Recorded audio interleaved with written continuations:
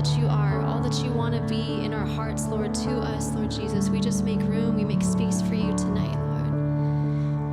Oh, come, all ye faithful, joyful and triumphant.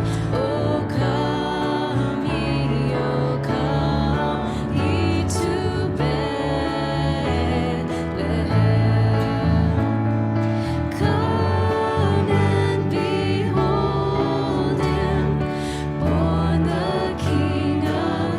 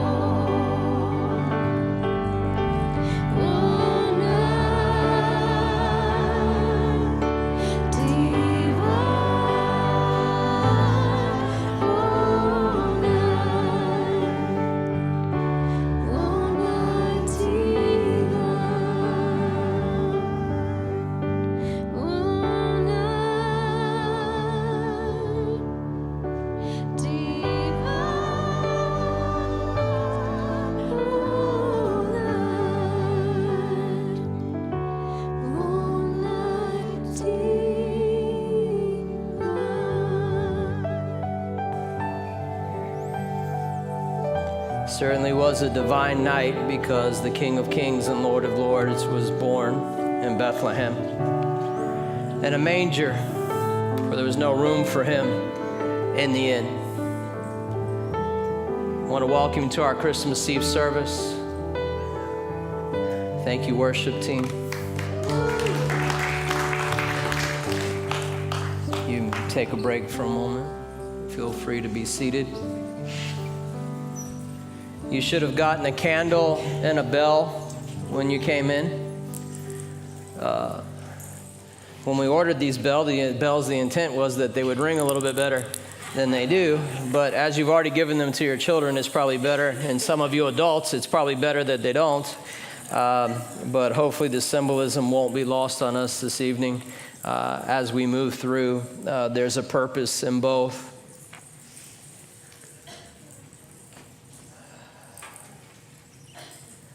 I don't know about you, and honestly, I don't think either one of us can fully know because we weren't there, and we can speculate about how we would feel as Mary or how we would feel as Joseph. And I would encourage you to do that, not to operate in speculation, but to ask God for revelation about not just what I read on the page or not what I just see in a manger or a nativity scene, as wonderful as that is, but it's very sterile. And human life just isn't that sterile, is it? Can't imagine a teenager just giving birth and then laying her child, the Son of God, in a manger. But I think about tonight, even coming in just personally to this particular service, even though I've done a bunch of services, I speak quite often. It is not something that is terribly difficult for me to do, and yet I'm finding myself feeling a little uncertain, and I think of Joseph, and I wonder how he must have felt. For unto you a child is born, and for unto you a son is given, but it's not my son. And just pause there and back up to wherever it was where he realized she's going to give birth and there's no room for us. Ladies, if you don't know this, men are very emotional creatures, and we're not that great with our emotions. We usually clam up or burst out. You hear me say a lot that you can find yourself as a married couple fighting over tacos, but it's not really tacos you're fighting over. It's probably your husband's inability to deal with his emotions effectively to communicate what it is that he's really feeling. And we like to look at Joseph, at least I do. I want him to be just all put together and some cross between Liam Neeson and Taken. I have a set of skills. And Jimmy Stewart, right? Very mild manner, but he could kill you in like 3 seconds. I can't believe you said that on Christmas Eve. I bet you he felt that way with the innkeeper if we start sterilizing it for a second. If your wife is giving birth, is in heavy labor, you're going to want to find a place for her. And I don't know how he was. I don't want to speculate how he was. I don't know what his demeanor was. All I know is that he gave God a yes like Mary gave God a yes.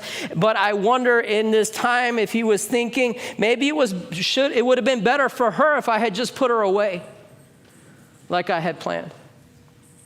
Now, a lot of that probably had to do with his reputation and her reputation, but in the middle of being in Bethlehem and not knowing what's going on and having no place to go and being turned down by the innkeeper, maybe he's not even offered the manger yet. We don't really know, but I can't imagine the stress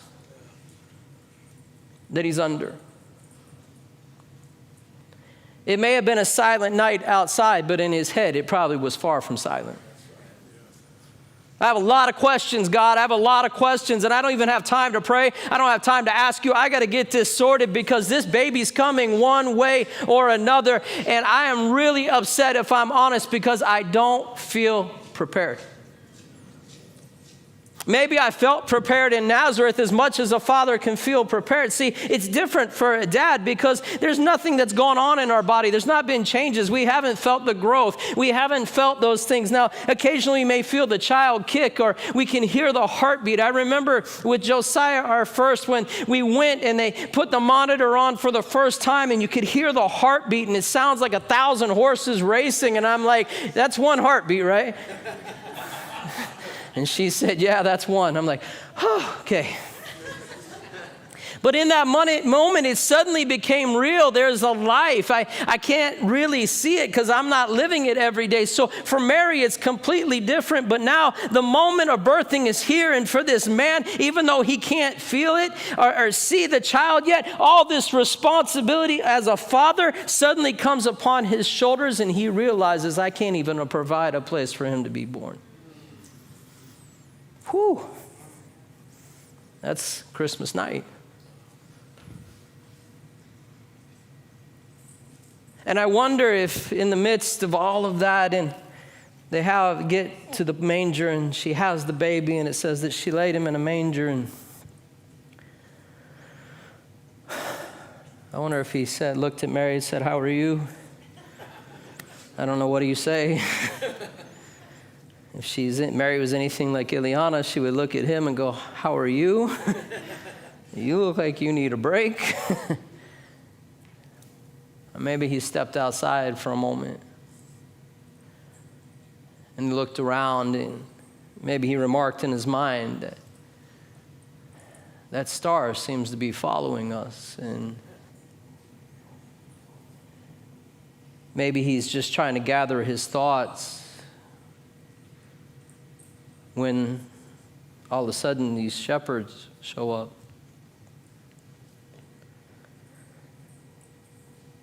These shepherds that they don't know, these shepherds that have this story of seeing an angel, and Joseph can identify because he's seen an angel before, and we were out there, and all of a sudden this choir thing broke out. I mean, this angel came, and then a choir broke out and told us to come here, and we'd find him in a manger, and have you seen this child? And I know the Bible says that, maybe so I can be scriptural, all of them were together in the manger, right? Not technically, but they were all together, and they're looking for them, and they're finding them, and Joseph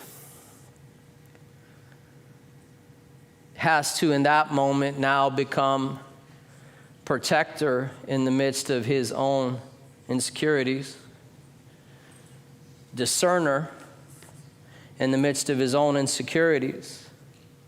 In the midst of his own weight, he had to start to be walking out the weight. In the midst of not knowing what it's going to be like, he had to begin to walk out who he was called to be. Who he was called to be, and this was to shepherd the move of God for as long as God asked him to shepherd it,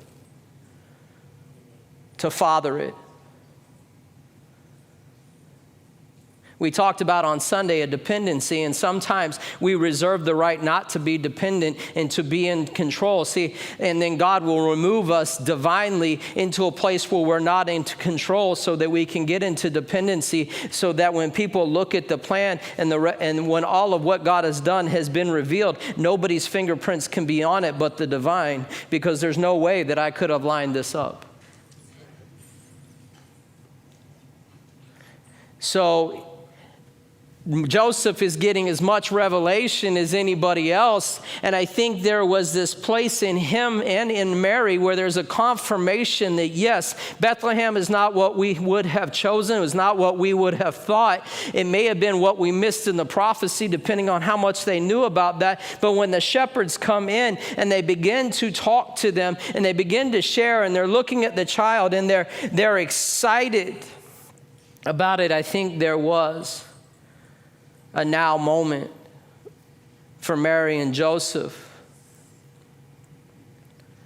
See, no matter how you get to the promise, don't be so upset that you miss the now. You can be so upset about Nazareth that you miss the now of Bethlehem. Don't let that happen.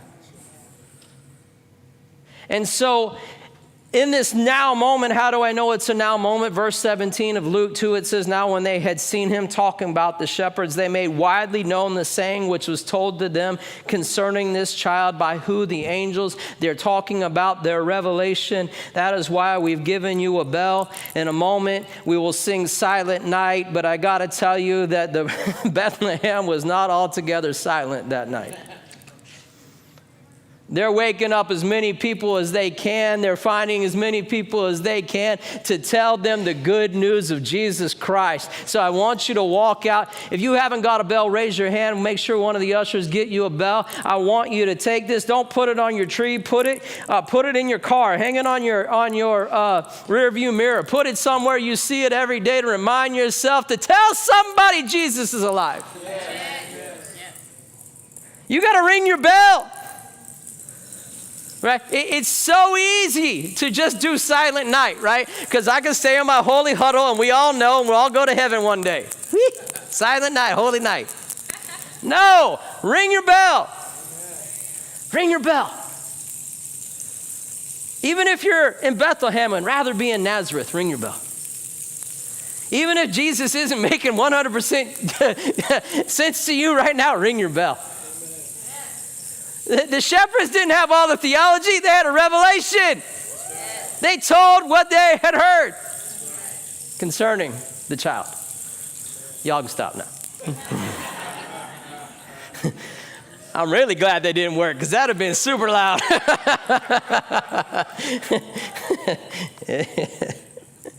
But there's this place. It's wonderful to see Pastor Bob and Pastor Linda from Desert Christian Center here with us tonight. If you ever want an impartation of passion to ring your bell, go sit with them and let them pray for you. And I mean that in all sincerity. I don't remember the first time I heard him say it, but he has this saying. He said, do you know why I'm happy? Because I'm not going to hell anymore. That's ringing your bell. Right? Because Jesus is alive. The reason I think that it wasn't completely clear to Mary and Joseph how it was all going to look and what it was all going to be like, and Jesus maybe even let them set up a nursery in Nazareth, not that they would never use it, but they're not going to use it for a while, and why he would let them go through all of that if that's the course, because we can look at that and we can know that we can find a place in the Christmas story, because it doesn't have to make sense. I just need to receive him for who he is.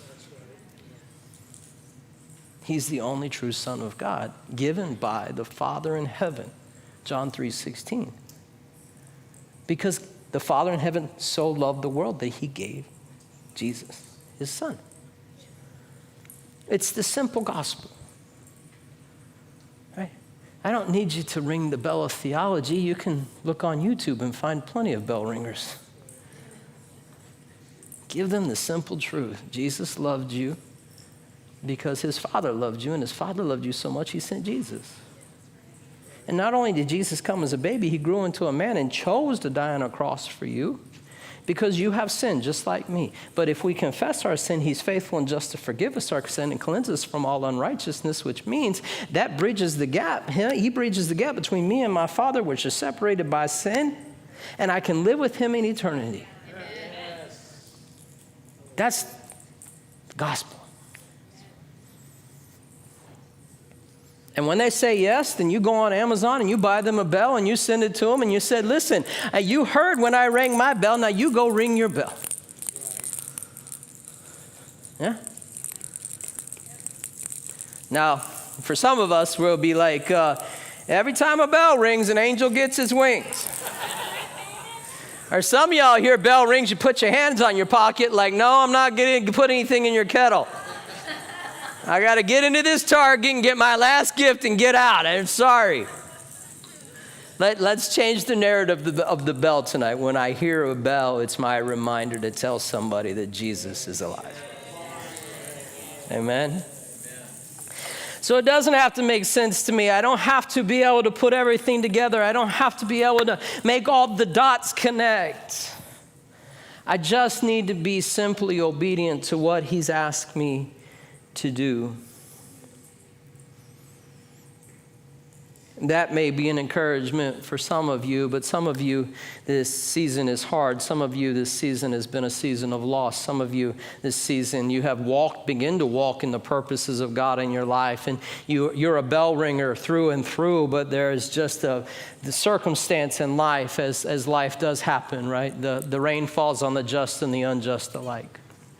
What that means is sometimes we just walk through life. And as we talked about on Sunday, Apostle Dave, a word that he used, reset, we're looking for a reset. That's not wrong. And so this may be a season of a silent night that you're looking for, not that where you can maybe get to a quiet place where you can find Jesus in a different way. See, I could do it with Mary, but I'll stick with Joseph. I wonder if at some point after the shepherds have left and the traffic of the evening had calmed down and he didn't maybe look at Mary and say, is it okay if I hold him? You said, why would he ask? Well, he's really not the father, so... And yet he probably picked up this child who is an infant, newborn, hours, maybe old, maybe somewhere in there, I don't know. I'm speculating a bit, I realize.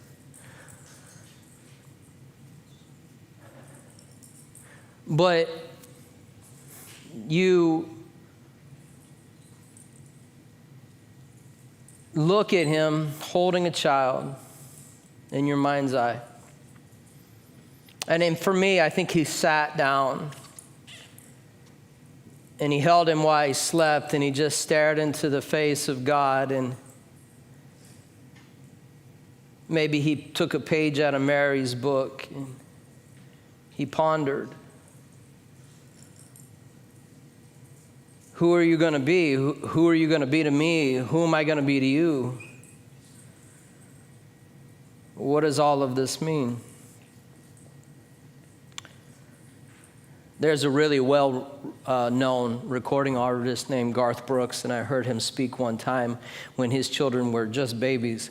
He talked to his then wife and said, I want to just get some time with my kids when they're little so I can hold them and talk to them. And he said, and he goes, and I did it, and I sat down, and I had all of these things I was going to say to them. And he said, but when I sat there, I just sat in silence.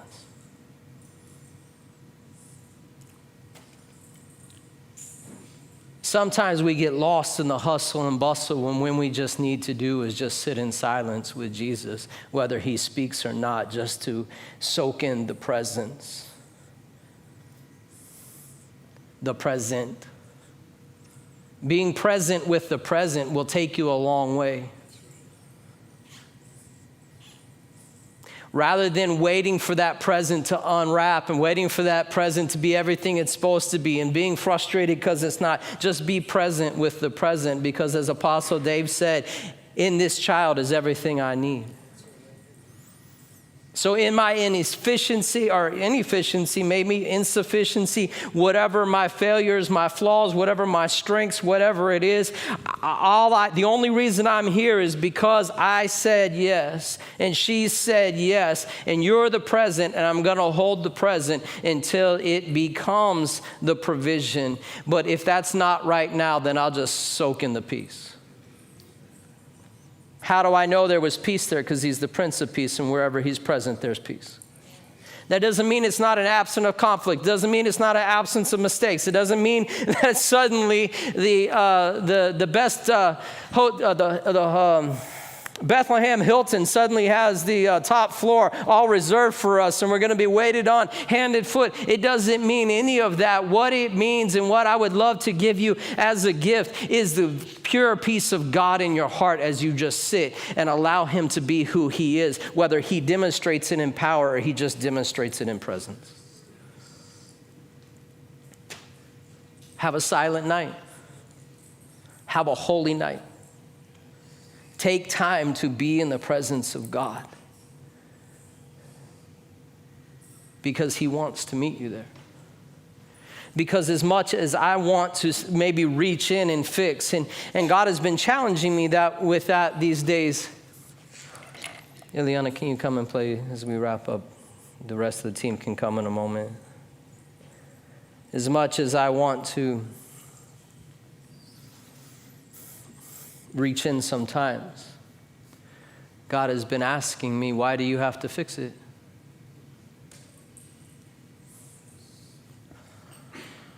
Oh, Jesus, there's a lot of reasons why I need to fix it. Back to Joseph, number one, this shouldn't be in a manger. I'm sorry. Number one is it's broken. And as a man, I should fix it. Whether I know how to or not is irrespective to the fact that I should fix it. Men, you don't have to raise your hands on Christmas Eve to admit this, but how many of you have broken it worse when you tried to fix it? Yeah.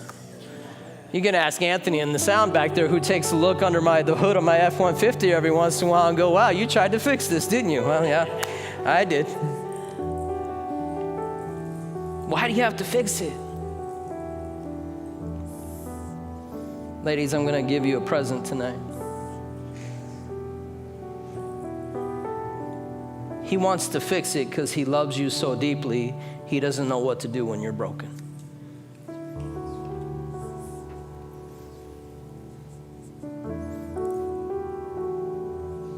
And there's this place of utter surrender to Jesus when he says, you need to let me do it.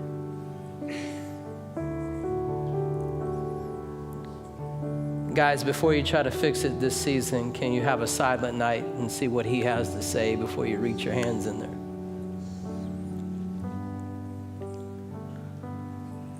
Because as much as he's not competing with you, he may want her or whoever it is. May not even be a person. It could be a company. It could be a lot of different things. Shoot, it could be a church. He wants them or her or it to see just how good he is and what his sufficiency is. So as you sit with the present, realize it's not just a present for you, it's a present for them. And let him be who he wants to be for them. I wonder if he didn't give the baby back to the mother and Mary and in some moment just kneel with them and pray.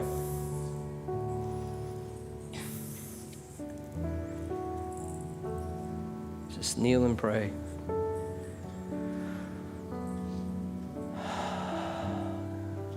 Something like this. God, I don't know why we're in Bethlehem, but I hear a sound through the shepherds and an excitement that, I'll be honest, hasn't quite crept into my heart because I'm still a little frustrated and I want it. Maybe he choked back a tear. I want to be who she needs me to be. But for that to happen, I need you to be who you are. So when I can't be who she needs you to be, can you be who she needs you to be? And if it's okay for me to pray for her, can you always be for him who he needs you to be? You can hear from the throne of heaven, I can do that. And then I think that there was a silence and a peace in the night because a surrender came. You're going to be who you need to be, and I can trust that. So if I can have the ushers light the candles this evening. I know there's a protocol to this, and I seem to mess it up. So whatever doesn't light the place on fire or get you burnt is probably the best way to light the candle. They're going to light it at the end of one row. And The person that's not lit dips in according to Pastor Levi, and there we go. So if I can have the worship team come, please. We're going to thank you, Pastor, so much.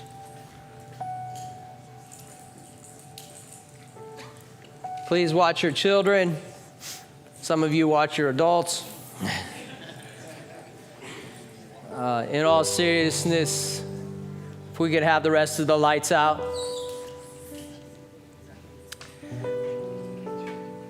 We're going to sing this song that probably all of us know and grew up. But in this time of reflection with these lights burning, I guess it kind of brings it really home to me how easy it is to blow this out with just a breath.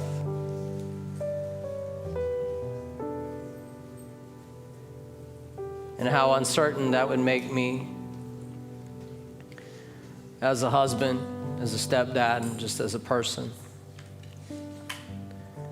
Until I realized that the one who brought life into this child is God himself. And he's well able to keep this light lit for as long as it needs to be.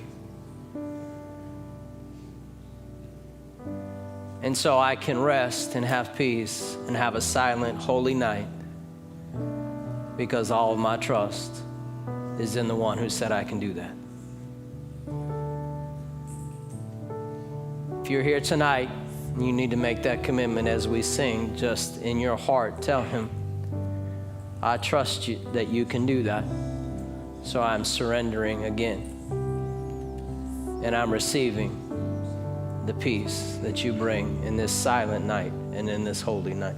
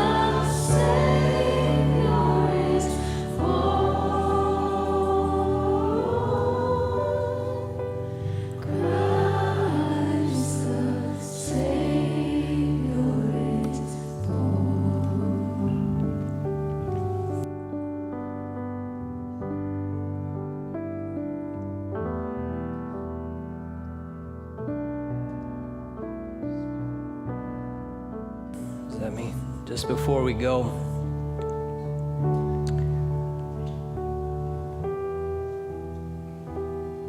Kimmy, I want you to know that the path for you is really new right now. And sometimes it may feel like it's dark and there's a lot of unknown. But I want you to look around as well as other people if you feel like the path is a little dark and maybe a little unknown. Look around before we extinguish these lights. Because the one who, if these candles can, Kimmy, represent lights, or not lights, lives, the flame represents what God has started in their life and the one who is guarding it like He is yours. But He wants you to get a picture in your mind as you look around that, number one, you're not alone, and number two, there's a lot of people you can come up alongside. And that light gets just a little bit brighter when you're next to somebody who's holding one as well. And you get to see Him just a little bit clearer. And see, He is good. He is good. I know you know He's good. But you're coming into a year where you're going to taste and see that the Lord is good. You've known Him. You haven't tasted Him yet. It's a different experience. But when you do, it will solidify something in you that will never be moved. So He started a good work in you and He will complete it. Same is true for all of you. So when you put these out, this is not even symbolic other than we just can't keep them lit. But remember them lit and know that as delicate as it seems and as vulnerable as it is to a strong breath or even a wind to go out, the one who lit it is able to keep it. Amen? Well, Merry Christmas. Thank you so much for coming out to the Christmas Eve service. May God bless you and keep you. May you have a wonderful, wonderful Christmas, and we will see you on Sunday. God bless you. If we could turn the lights on, thank you, Travis. And if we get past these on your way out, hand them to an usher. They have a basket in the back. God bless you.